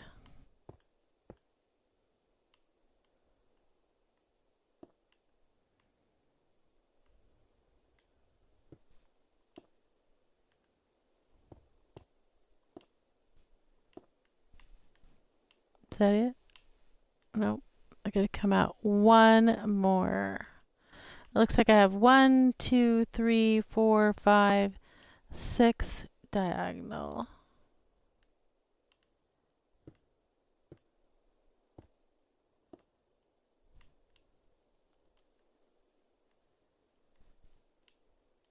One, two, three, four. Wow.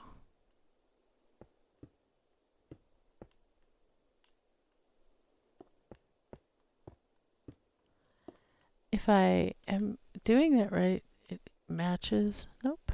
That went too far.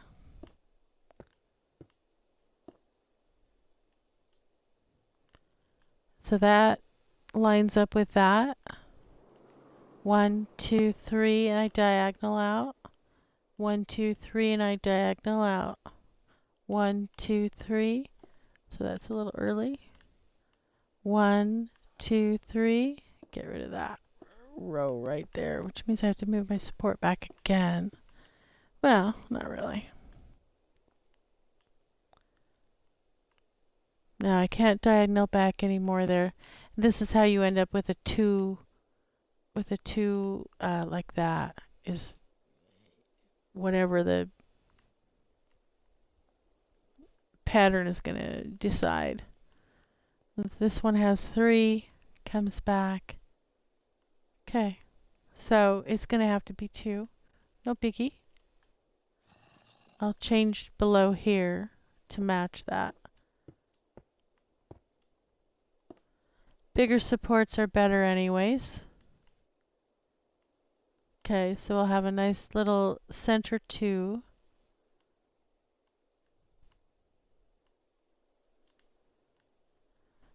And that looks like... So let me just check.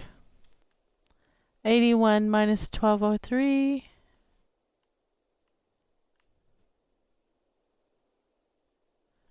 Minus 1203, and then this one is out one more at 1202. Okay, good.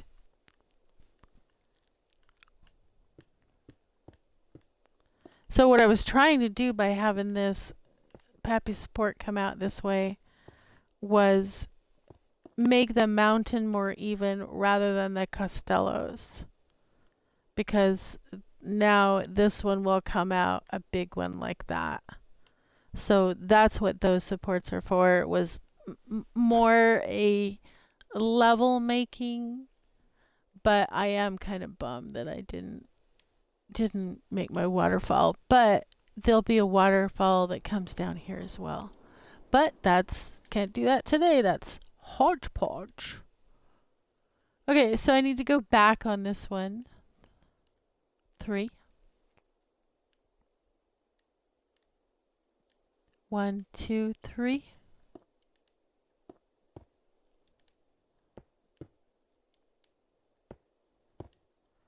And I'm making this level white, so I'm actually making it white, just purposely. Okay. So there's that one. Now I need tiers or a support at each one of these corners.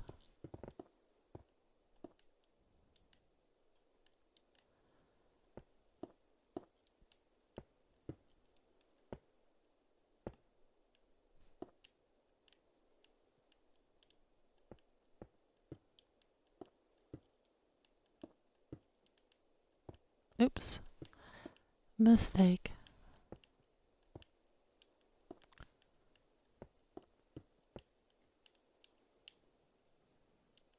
Okay. And so same thing. I need to go back and come forward at the level. But here's my layout for my next Castello. That's actually probably going to attach to this one. So I have to make a decision here. I need to bring out this Castello and finish its balcony with supports, just like to match, and then bring this out. So most likely I'll be getting rid of this redstone. So first, because first and foremost, I have to go back to this area right here. And this is where we're starting. And so it's going to take out that one, which is okay. So then we have 1, 2, 3, and we start to diagonal up. So we're good. 1, 2, 3, and now we're diagonaling up again. So that will even out the mountain. So we'll have 2 little and with single nipples and a big one with double nipples. So that this one will come out a little bit farther as well. At least that's my intention.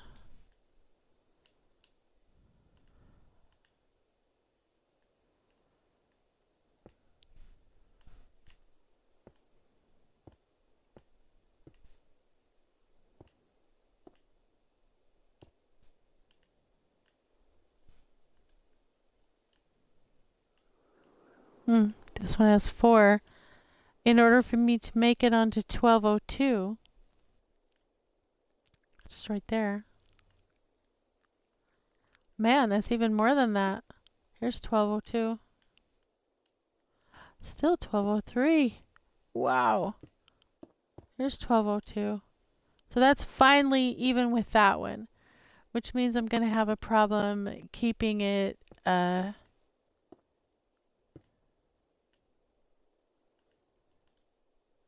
at the 3 and then diagonaling out. If that's the way it has to be, then that's the way it has to be. I want the mountain to look, the Pappy supports to be the most important.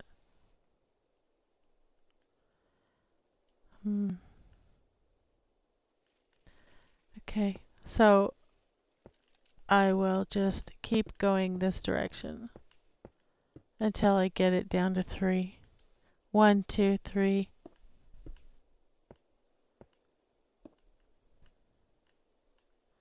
There we go. 1, 2, 3, diagonaling out. Got to come out one more. There we go. Oops. 1202. And now we can go back. That should be even. Too big, too small? Yep.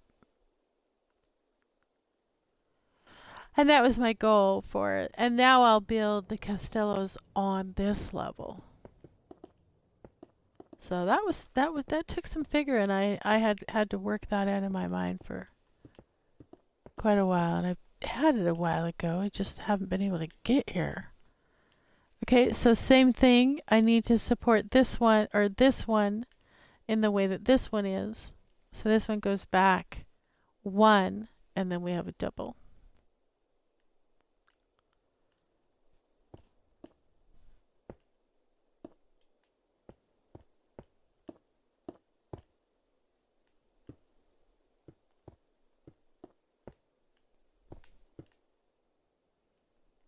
And then we have to have supports at our corners.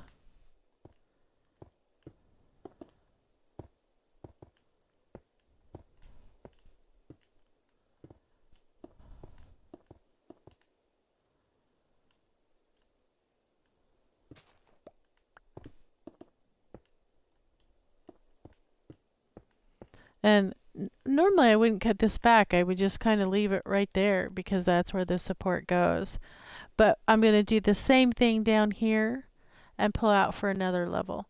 And then do the same thing down here and pull out right here. And now this is going to put me at my mine. There's a abandoned mine in here, as well as a huge area has been hollowed out under here. This is where our Easterners keep all their explosives.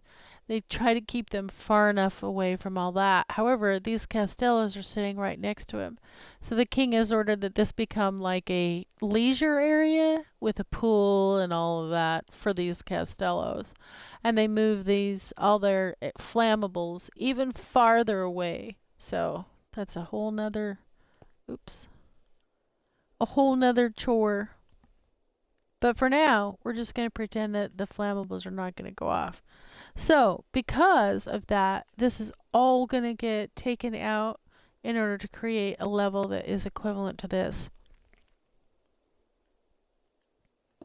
So therefore, now you know why I'm digging it out.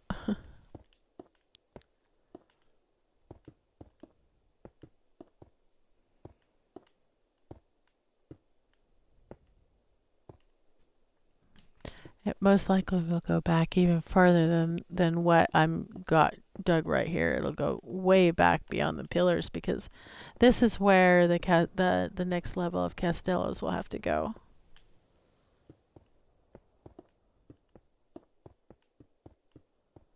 Like so. All right. But for now,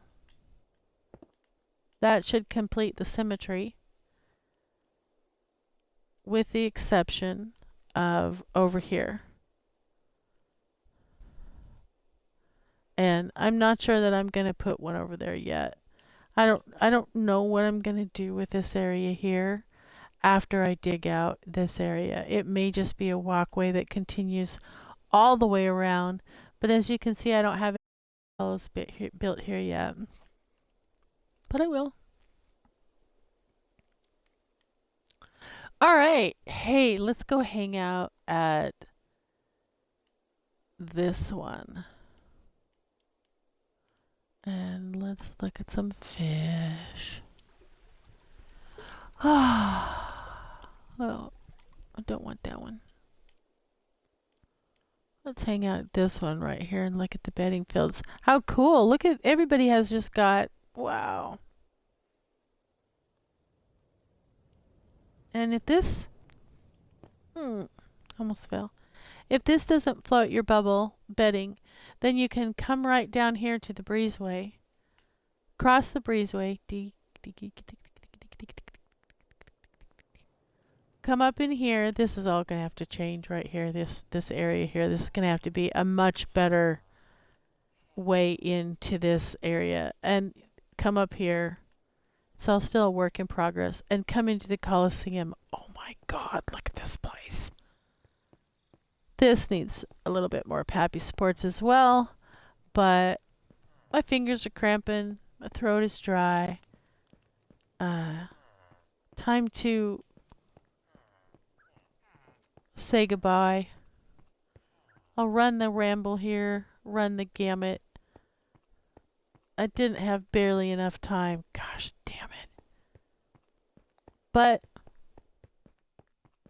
as you can see, it's coming along. It looks really pretty. We're going to change this whole thing up and use command blocks. The next time you see us run this rig, it'll be socks and rock'em socks.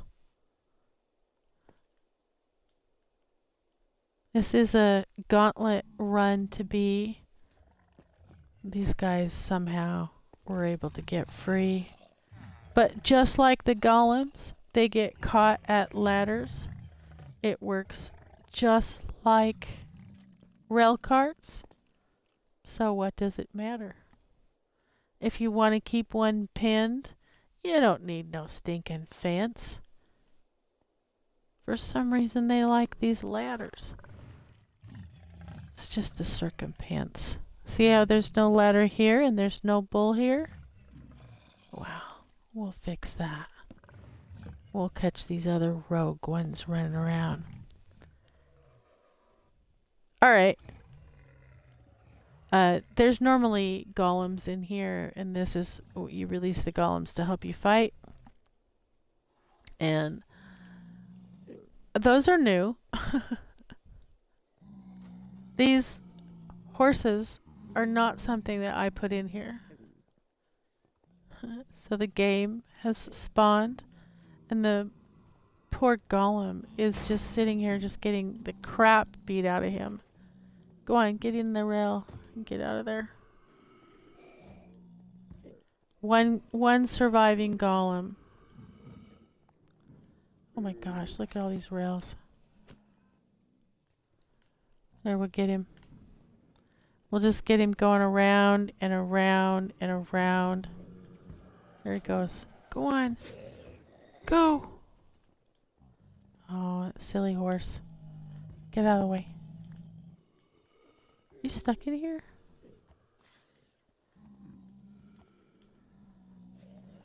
He might die. He's gonna kill all the dudes in here. So there's like 25 guys in here that you have to kill. Go. There he goes. And part of the gauntlet ride is riding this thing around and killing. I don't know why he stopped. But this is all going to be redone in the use of command blocks. Because when you come in here and fight, there's so many mob that the game slows down. And so with the use of command blocks, I can come in here, flick on the command block. Oh, look at all these little guys in here, ready for battle. That's so cute. They've just been doing nothing in here but giddy, giddy, giddy, giddy, giddy up. Giggity, giggity, giggity. To quote, what's his name on The Simpsons? Giggity, giggity, giggity. What's his name? Quagmire. Yeah. To quote Quagmire, they've been doing the giggity, giggity in here. Fucking. I know, it's time to go. It's time to be gone. So this is going to be a castle design, a redesign here. And in addition, this also needs, you can see, tons of Pappy Sports, but we're not there yet. I was just looking for a place to sit and say goodbye. Here we go. Wow. Pretty impressive with Pappy and I. This Coliseum sure is fun. It's been a while since we've been here. We'll have to do a run. I enjoy castle design. It's fun playing creative. I missed y'all. I'll try to be more attentive. Have a good night. Go take flight. Do your research and become whole. Bye. Have a good weekend.